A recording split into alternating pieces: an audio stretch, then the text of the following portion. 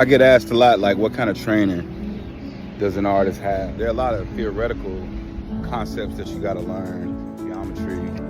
You have to understand light, shadows, darkness.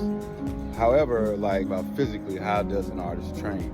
Well, I think an artist's greatest asset is not only their mind and their concepts, but their hands, literally. The thing about hands, they have muscles, several muscle groups. Let me give you a break.